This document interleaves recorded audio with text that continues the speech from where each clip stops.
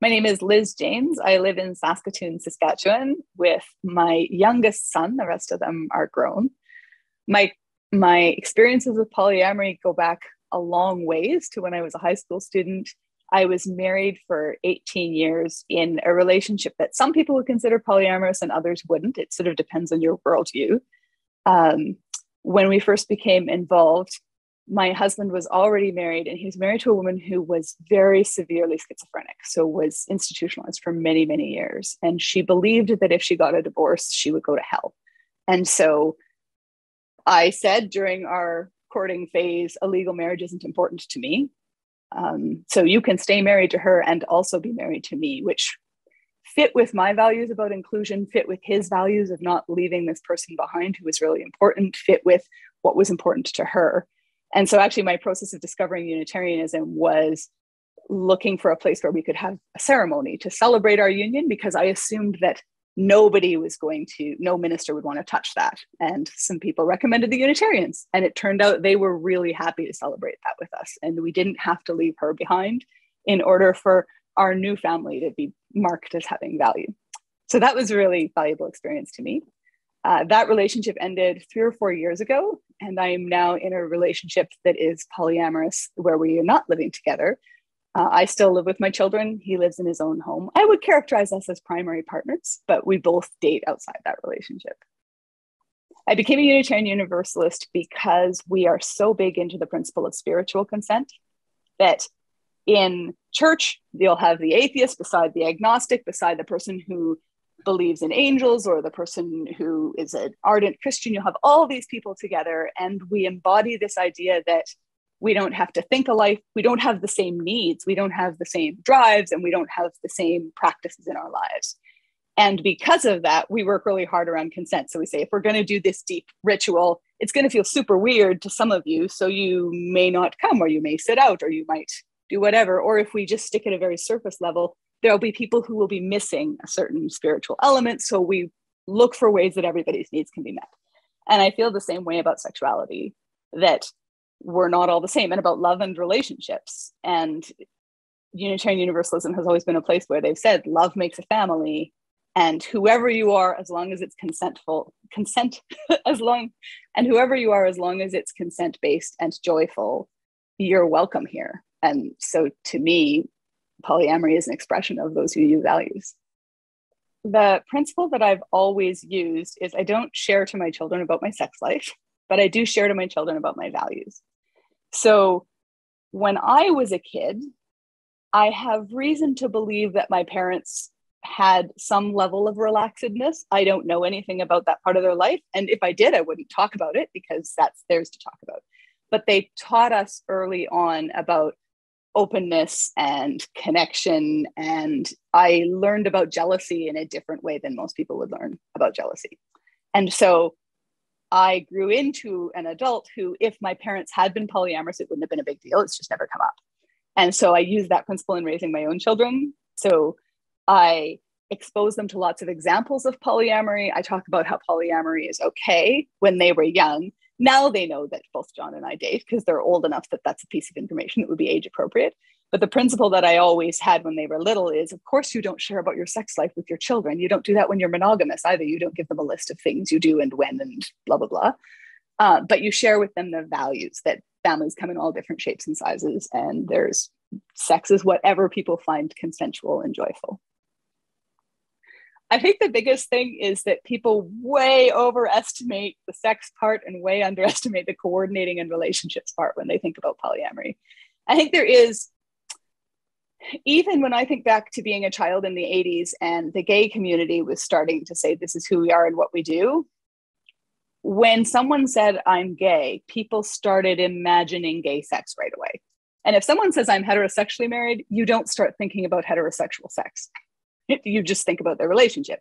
And that happens with polyamorous people, that when you say you're polyamorous, your sexuality in the mind of the person you're talking to suddenly becomes disproportionately large.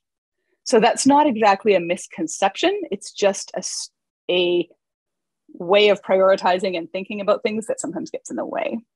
And the second misconception, I think, is that people overestimate the extent to which it's a choice.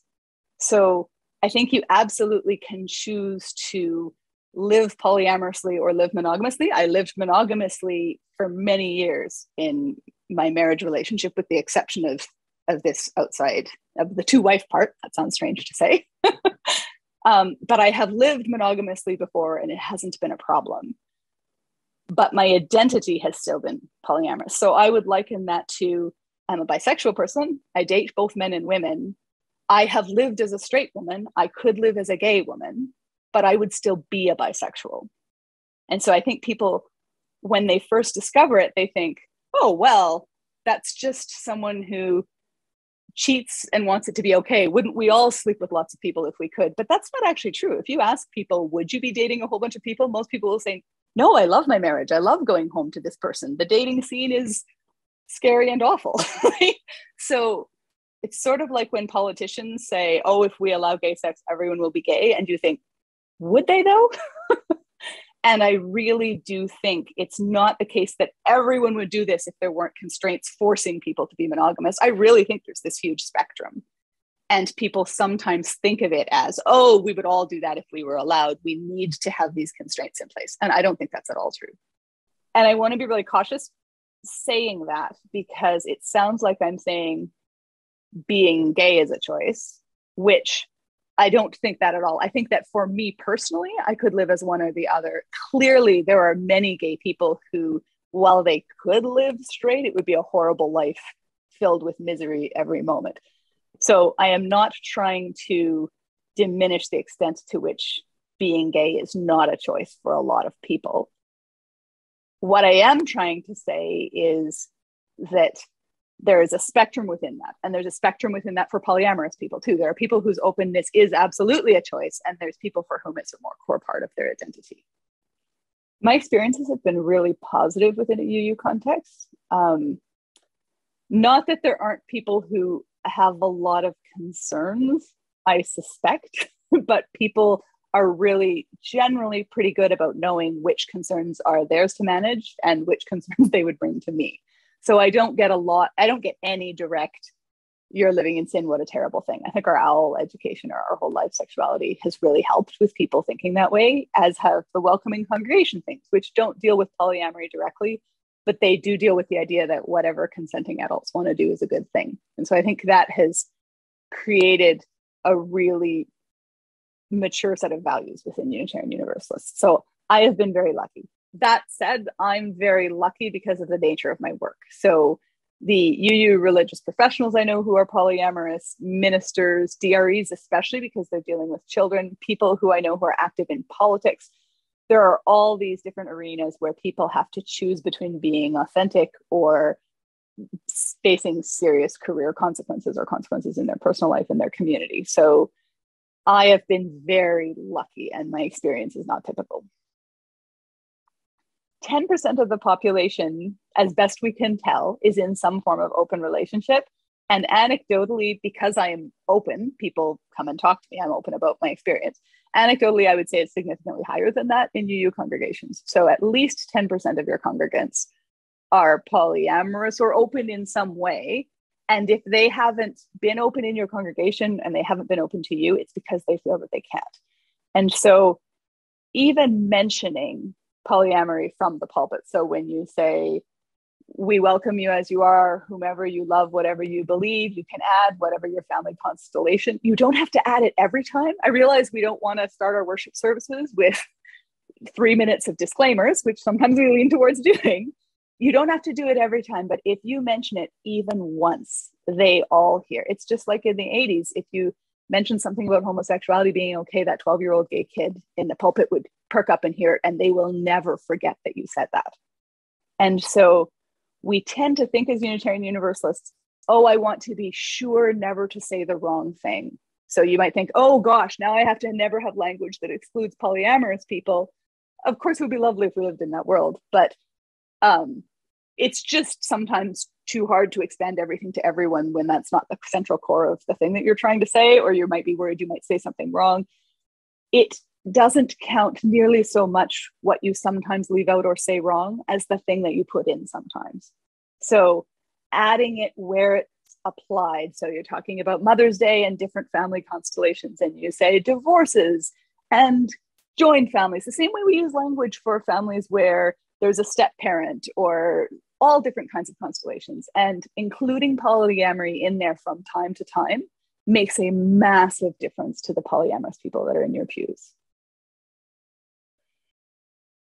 So I think in terms of thinking about growing edges, keeping that 10% in mind, I think it's probably a little higher, but let's say 10%. If 10% of the stories being told are not polyamorous stories, then people's experiences are being not represented. So in the same way that we would think, we would happily talk about a heterosexual marriage and highlight how wonderful and lovely it is. But if every story about marriage was heterosexuals, we would say, we have a little bit of work to do. If every story about gender is ladies and gentlemen and gender binary, there's nothing wrong with talking about women's experiences and men's experiences, but there's a lot that's said in what you leave out. And so the biggest thing that I would say is look for polyamorous people who want to talk about their experience, usually involved in some other aspect of things. So Mother's Day or family holidays. When you're doing OWL sexuality education, it includes stuff about polyamorous people in there. A lot of spiritual journeys and communication and learning about anger and jealousy and connection, all those things tie into polyamory for polyamorous people. If I'm talking about connection and thoughtfulness and caring, polyamory gets woven into those things, and encouraging those stories to come forward as much as possible, I think is of tremendous value to polyamorous people who will tell each other. Everybody knows about my congregation within the polyamorous community. They're like, did you know there's a church where it's okay? Did you know there's a church where we're okay? And that's wonderful. The more we can lift that out, the more we provide a haven for those people. And also being exposed to polyamory is of benefit to monogamous people too, because it's all about intentionality and that people are different, all those same things, just like being exposed to gay families has been good for my kids, even though they were raised in a heterosexual family, a family headed by two heterosexual parents. I don't just want gay people in my congregation for the benefit of the gay people. I want it because diverse perspectives is of benefit to everyone. So I think that's the biggest thing that congregations could do. What a tremendous opportunity we have in front of us. So when I joined my congregation in 2000, the congregation had a practice called Death by Chocolate. And Death by Chocolate was a Valentine's Day event where anyone could come. So if you were solo and you wanted to go out for Valentine's Day, if you wanted to go out with a non-romantic partner, if you wanted to go out as a gay couple, that was in the year 2000, something that people talked about a lot. This is the place where you can go for Valentine's Day and you can hold hands with your same-sex partner and nobody's going to give you the side eye. It won't be an issue at all. And poly people were able to go too, although they weren't holding hands, all three of them, because that was not acceptable yet at that time. It is more now. And I didn't think of myself as a gay person at that time. I still don't. I think of myself as a bisexual person. But it was of tremendous value to me, knowing that the Unitarian Congregation of Saskatoon provided a place where everyone could go on that day that was so painful to some people, especially people who couldn't be open about who they were. And it was such a tremendously valuable thing that we did for people who couldn't hold hands walking down the street at that time. And that's no longer the case in the same way for the LGBTQ community, although there's still many challenges, but that is absolutely the case for poly people. There are very, very few places where they can go and be themselves. And we have a tremendous opportunity here to stand for values of diversity and consent and love makes a family and joyful, positive sexuality. And I really hope that as a movement, we will take the amazing opportunity that's being offered to us. One of the things that I want to clear up is that when I talk about, for me, polyamory is an expression of my values of openness and consent, et cetera, et cetera. It's sort of like when I talk about my spiritual or religious perspective, and I say, this is to me an expression of my values of openness and consent.